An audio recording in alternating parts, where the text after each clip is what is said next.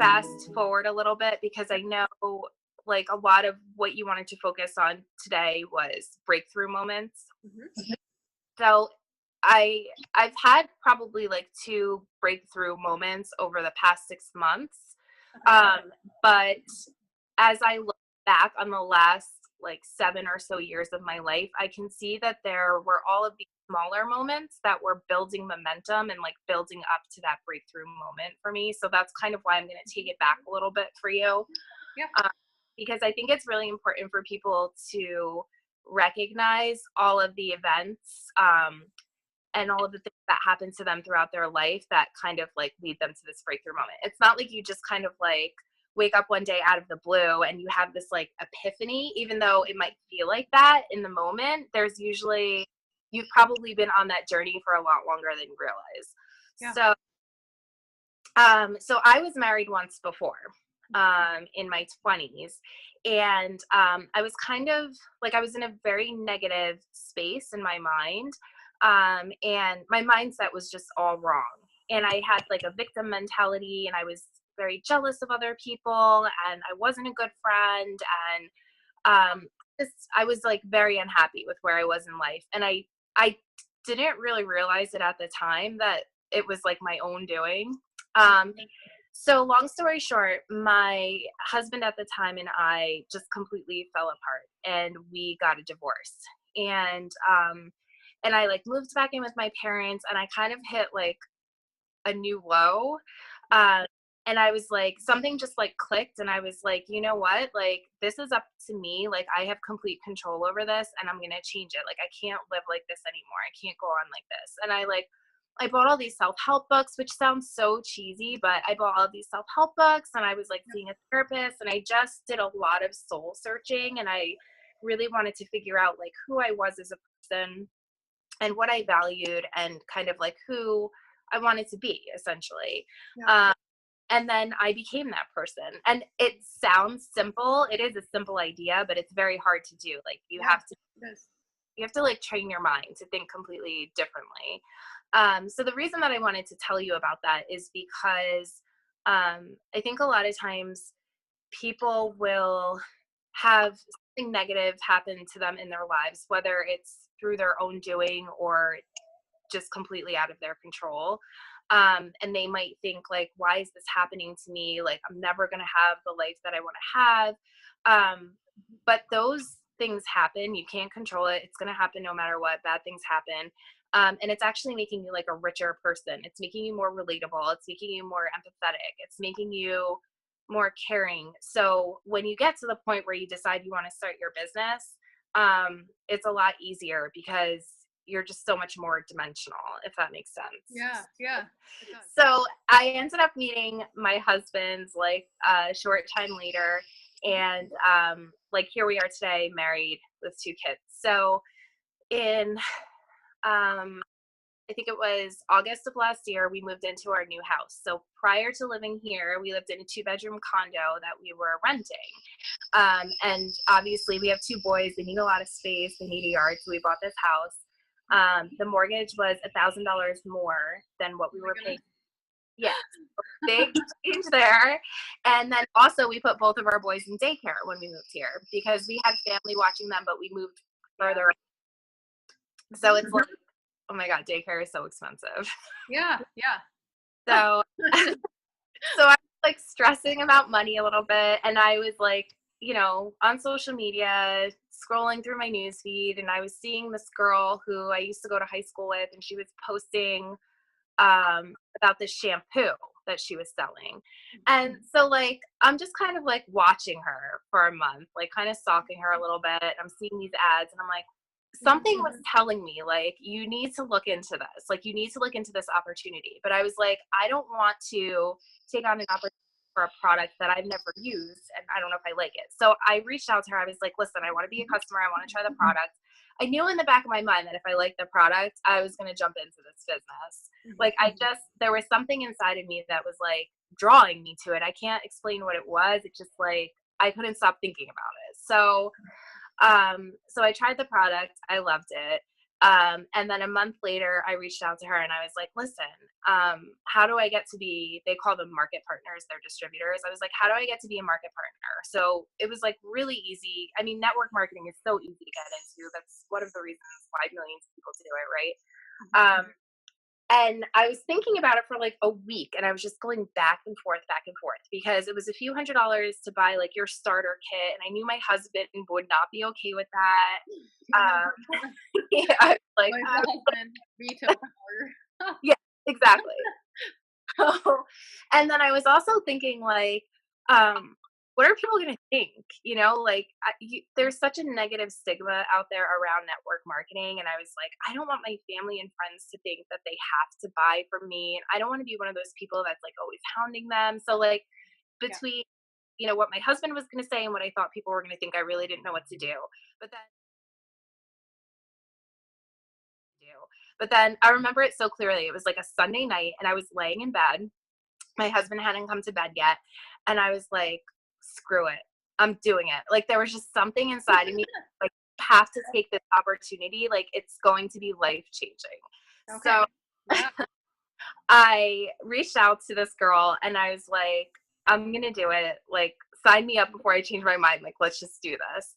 So I jumped in like head first. And I didn't tell my husband that I was doing it until the next day. I was at work and then I sent him an email. I was like, oh, by the way. I have to say, like, it was such a great experience. I needed to do it because I needed to show myself that I could do it. Like I needed to build my confidence in that area. And I made so many meaningful connections with people and I learned about marketing, like attraction marketing and like how to network and like I learned so much. Like I would never trade it for anything. So I joined, I would say it was probably like in October. And then by January, I was just kind of like meh about it. Like I wasn't feeling passionate about it anymore. Like the excitement had worn off. I felt like I had kind of learned everything that I was going to learn. And I love the products, but like that's not my passion. Like that's not my work, right? So I was kind of like in a rut and I was going through the motions of this network marketing business, but I wasn't excited about it. And it really started to feel like work. Like I really like had a second job and that's not what I'm looking for. I was scrolling through my email one night and I had an email from a blog called It's a Lovely Life. And I must have like subscribed to their blog at some point. Yeah, they're pretty popular. They're very popular, actually. I think I'm in the same group, actually. Oh, yeah, that's probably how we, yeah. So, did you take their course? I didn't do the course. I did the traffic challenges and that kind of thing. Yeah. Yeah.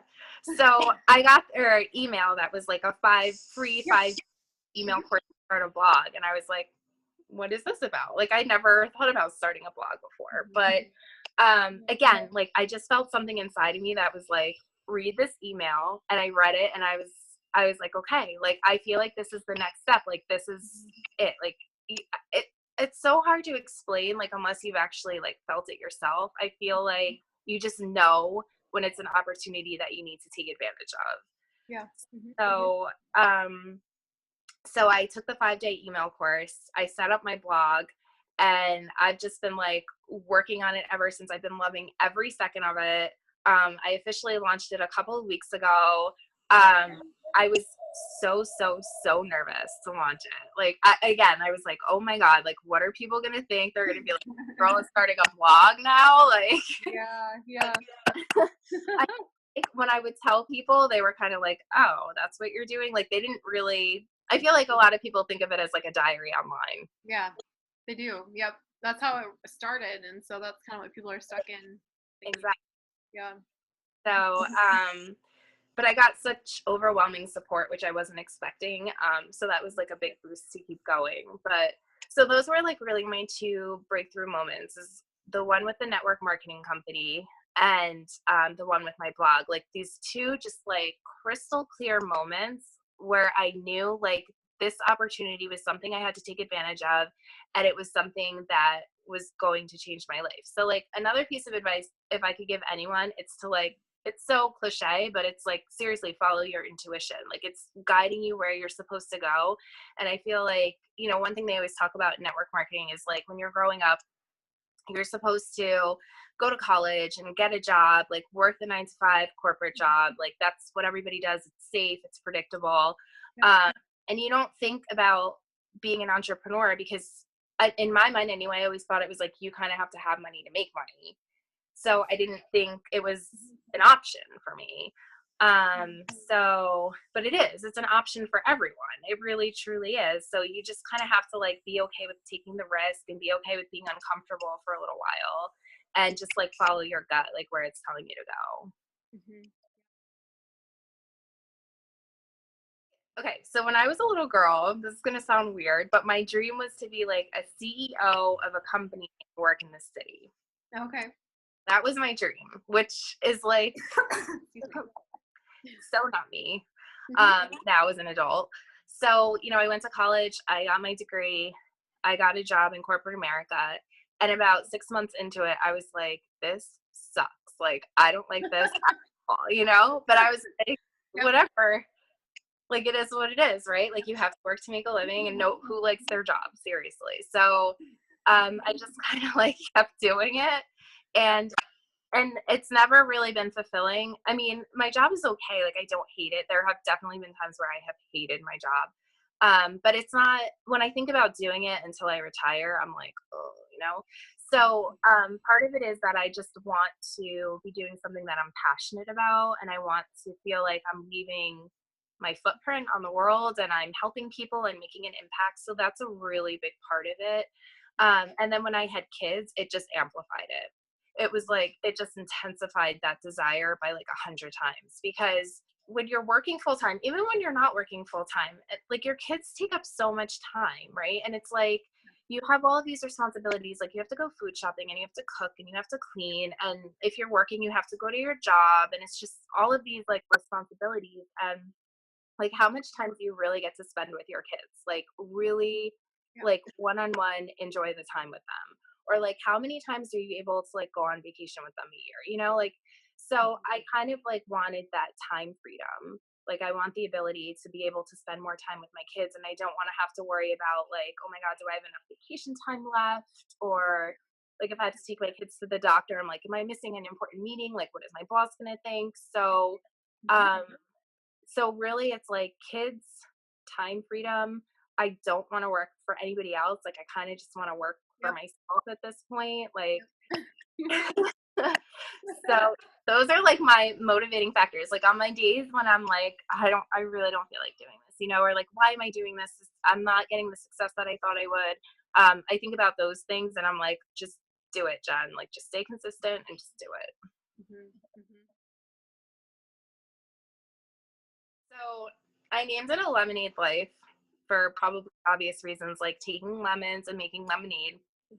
And I kind of like the way that I look at my life is in two phases. It's like pre-divorce and post-divorce. So like pre-divorce was like miserable Jen, who like just never saw the good in anything and thought everybody else had it so easy, and I just didn't, right? And then post-gen is like more enlightened, and I still obviously have so much more to learn and experience in life, but I feel like going through that experience and losing everything that I lost because of it, like really taught me to figure out what my values are, what my priorities are, what I want out of life. And it made me accept that that's in my control to an extent, right? I mean, like things are going to happen to you, like I said, that are out of your control, but it's like that saying, like you can't control what happens to you, but you can control how you react to it. So that's really what a lemonade life is all about. And then the other piece of it is like, I don't want to sugarcoat anything, because I think a lot of times there's a stigma around talking about issues that people face every day. And they feel like they're the only ones who face those issues because no one really feels comfortable talking about it because they're afraid that they'll be rejected. So that could be like postpartum depression. And there are definitely movements out there now that are shining more light on these topics. But I think the more people that do that, the better it is. Yeah. Like postpartum depression, divorce, parenting. Like parenting is hard. Like there are days when I really just want to run away. Like I'm like, I can't do this. Like I am not strong enough to do this. Like I just want to like go on an island by myself and like never see anybody again. So, like, no joke. Yeah, sure, with 3 girls. But yeah, so it's just, I kind of want to let people know, like, listen, like, it's okay to struggle. It's completely normal. Everybody does it. And you're not the only one. So, and when you are struggling, like, here are some ways that you can get through it and like kind of shift your mindset and look at things differently and see the silver lining, because every negative experience that you go through, there's always something to take away from it. It's definitely not easy, and how I do it often changes like week to week, depending on what I have going on. But it's a lot of sacrifice. So, is sacrificing sleep. So, because like at the end of the day, like my kids come before everything else. Like they are my priority right now. Like I know that. So, when I get home from work, like my phone is away. Like I'm not looking at it because it's too easy for me to get sucked into something. Like when I need to focus on my kids, like I'm focusing on my kids. So it's like making dinner. My husband and I are a pretty good team. It took us a while to get here, but we finally figured out a way to like work together. So we, he does the baths and I get lunches ready for daycare the next day.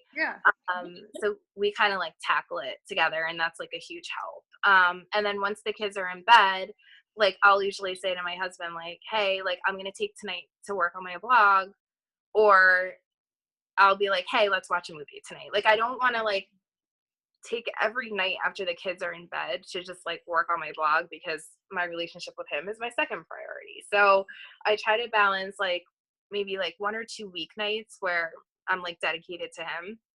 And then other weeknights I'm dedicated to my blog. And then on the weekends, it's the same thing. Like we have a date night usually on Friday nights, and then Saturday night I dedicate to my blog, and then usually like a little bit of time in the morning the next day. But it's seriously a balancing act, and it's like trial and error. And what works one week might not work the next. So you just have to be like adaptable and flexible. Like what I like to do is write down what my priorities are for the week. Like what do I want to accomplish with my blog? So like, for instance, this week there are 2 posts that I'm working on that I need to get out. My weekly newsletter that I do on Fridays, that has to happen. So I know those are the 3 things that I absolutely need to do. And then like the promoting that comes along with the posts. And then my nice to get done's for the week would be like, I'm looking into changing my email service, and I'm looking into like Pinterest training and things like that. So if I find time, I'll squeeze them in. But it's and also on my lunches, I usually take my lunch break to work on my. So you're sacrificing other areas. You kind of like set your priorities, which are your family, and then you're, sacrificing either sleep or your lunchtime with coworkers or whatever. Exactly.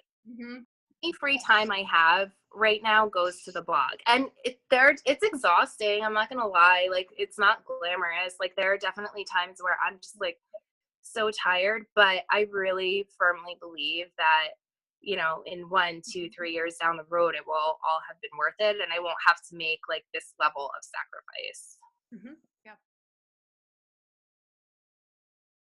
I have to admit, like he really wasn't that supportive at first. Like, I think he almost felt like I was creating this whole other life, and he wasn't a part of it. And I think that's why he was like pushing back on me so much. And I remember like saying to him, like, I feel like you're just like not being supportive of me, and like I need you to understand, like I'm doing this for our family. But he really didn't look at it that way. So what I decided to start doing is kind of like I don't call it my blog anymore. Like I call it our blog. And I say like and I remind him all the time, I'm like, yes, I am the face of A Lemonade Life, but like, this is our blog. Like, this is for our family. And I've brought him into the fold more when it comes to like decisions around the blog. Like, do you think I should invest in this training, or do you think, I should do a series about this topic? Like, what do you think? And I ask him to like proofread all of my posts. And so I just like involve him in it a lot more. And that has made such a big difference. Yeah. And then I think also like recognizing that family is the priority here, and that like everything I'm doing at the end of the day is for my family. So yeah. Just like keeping that in mind and making sure that I'm making time for him is like a huge piece of it. Like, if he felt like I was just always constantly working on my blog and I was just like never there for him to talk or hang out or support him in any way, like, obviously, I mean, who wouldn't have an issue with that? So it took time, like it really did. And I even now, I think sometimes like he gets like a little like frustrated, but I gotta keep pushing through, because I know that this is the right thing to do, and I just have to like keep reassuring him like this is the right thing, and I need your help, and we're doing this together. So yeah, so Tony Robbins, which is I love him. And it's so funny because like I'm always talking about him, and like I'm 34, my husband is 43, so yes, I'll be like, oh, Tony Robbins, and he's like, Jen, Tony Robbins has been around forever, like you're not telling me anything I don't already know. But like I just feel like everything he says is so like, I'm like, wow, I never thought of it that way. So he's like such a huge inspiration, because like also like look at his upbringing. Like, he was like abused terribly by his mother. Like, he was like, life did not like give him any easy break. Like, he is like totally self-made, and that is just like so amazing to me. So he's a big inspiration. Tim Ferriss is another one. I love his podcast. I'm always listening to his podcast. He's always like giving me new ways to think about things. Even like Joe Rogan. I like he's like some of his like interviews are just like way too long and like a little too out there, but like some of them like I just think are like so amazing. My biggest challenge, I guess, would be like me, if that makes sense. Like, I can be very insecure at times, and I'll like second guess myself. Like, when I was first creating my blog and starting to write content and like finding my voice, there were so many moments where I was like, what am I doing? Like, nobody is going to care about what I have to say. Like, I don't know what the hell I'm doing half the time. Like, how am I going to like possibly help anyone else? Like, I just, and then I would like look at all of these other bloggers who are like so popular and have such a great following. And I'm just like, their sites are amazing. And like, I'm just like, there's no way. Like I kind of would like go down the rabbit hole, like once I started thinking that way. So I think my biggest challenge has really been to like change the way that I think about myself. Like, like, okay, not everyone is going to find value in my blog or what I have to say, and not everyone is going to like it, but there are going to be people out there that get something from what I'm saying, and that's all that matters at the end of the day. So I think it's really just like being more confident in myself and my abilities, and like when I start to go down that path, like just cut it off, and just like keep doing what I'm doing and stay focused and don't get caught up like in the noise that's going on in my head. And that's like very, very challenging to do some days, but I feel like as you practice it comes easier. So like where I am now is a million times better than where I was like 4 months ago. And then like the other challenge is time, right? Like there's just not enough time in a day. That's not ever going to change. Yes. Oh no. Yep. And I feel you on the sacrificing sleep part. It's like, I mean, my baby doesn't sleep for me, and I'm just like, it's a struggle to get up in the morning and, have time to work on things, but it's the only time you have. So unless you can force all your kids to nap at the same time, which that would be amazing. Never happens. Doesn't usually happen, but we try. Mom guilt, I think, is like a huge stumbling block. Our society, it's like we're in information overload. It's almost like we have access to too much information. So like we're just constantly being bombarded by like social media, like Pinterest. Oh my God. Like I'm obsessed with Pinterest, but when I first had my babies, like it was the devil. Like yeah, I had like 5,000 pins. Yeah. Oh my God, me too. It's ridiculous. But I was like pinning everything about like baby schedules and baby feeding and what they shouldn't eat and how much time you should spend with them and the advantages of going back to work and the advantages of staying home. And it was just like, everyone can tell you how to run your life 1,000 different ways. Exactly. And there's like, I remember my mom's friend telling me, because I had a baby book and I was like following it to a T. Like I was like, the book said that it has to be done this way, like it's being done. Story. And she was like, you need to just like relax. Like the books don't have all the answers. Like you kind of just have to figure it out on your own sometimes. But I think like when it comes to mom guilt is like a huge thing because you never feel like you're doing enough.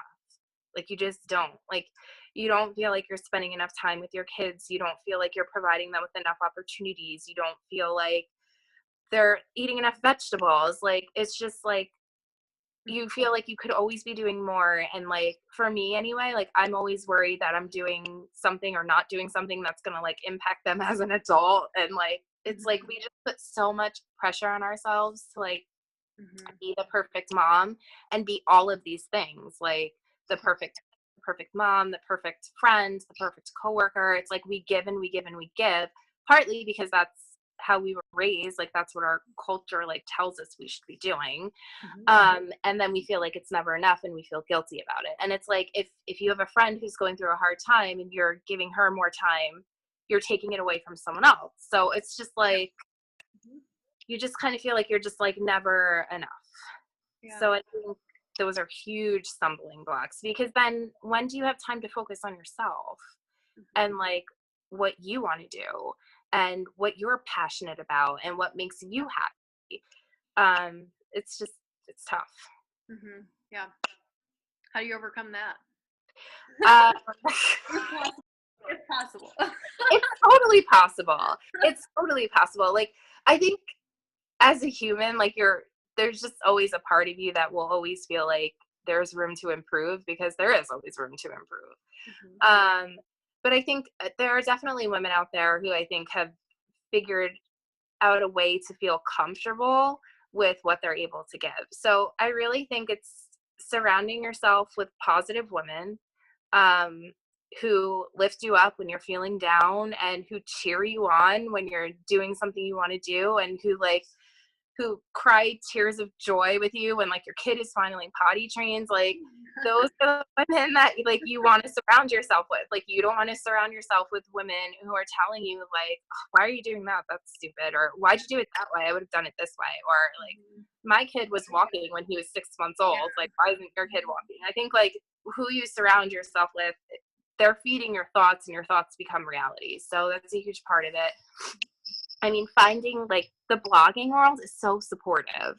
Like I love being a part of like blogging communities on Facebook. Like it's just everyone is like cheering you on and supporting each other. So I think the more that you can surround yourself with these supportive communities and positive people, like you're going to feel less negative about like what you're able to give to the world. Like it's really everything is about mindset. Like at the end of the day, it's mindset. And you have complete control over it and like who you surround yourself with. So you just have to keep feeding yourself like good stuff. And like high level, what I want to do is to continue to grow my audience. A big focus for me obviously would be my email list. So I want to grow that and continue to create good content. So like when people visit my site, they want to come back.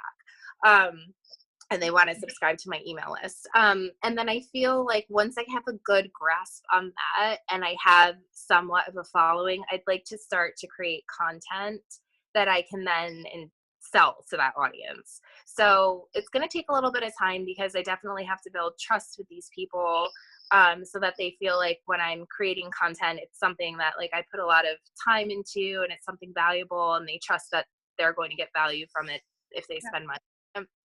But that's ultimately my goal. And I'd like to create a community of like real women who like really support and uplift each other. No drama, nothing like that. I just haven't really decided how I want to do that. Like, I mean, I know there are a lot of Facebook groups out there. I don't know if Facebook is really the way I want to go, but I don't really know what my other options are. So that's something that when I get there, I'll start exploring a little bit more. But for now, it's focusing on the content and building my audience and my email list. And then my next step will be to start creating content. Yeah. Awesome. Yeah. Yeah. At least you have the tools, so you know like how to take it to the next level that you want to get to. Yeah. And there's so many resources out there that people can tap into where if you're feeling stuck or you're not really sure which way to take your direction or how, like you can always find a resource that will kind of get you started in the right direction. Don't do it if you're not passionate about it. Like if you're just doing it for the money, and I know people say this all the time, but it's so true. Like if you're just in it for the money, like at some point you're going to lose interest or you're going to burn out because like what's keeping you going? Like if you're doing something that you're passionate about, I think Rosemary Groner, the Busy Budgeter blogger, she said like find the thing that like you just can't shut up about, and like that's what your business should be based on. And it's true because like you're going to hit low points. It's just part of being an entrepreneur. There are going to be days that totally suck and you want to quit and give up. But if you're doing something that you're passionate about, like that's what's going to keep you going. So that would be just my piece of advice, and it's working for me so far. So good. Yes. That's awesome. I love your story. Thank you. Yeah, and I can't wait to see where you go from here. Thank you so much. Yeah. Thank you so much for the opportunity to share it with you. It's been so much fun, and I just think it's so important for women to like share their stories with each other, so you don't feel like you're alone if you're struggling. So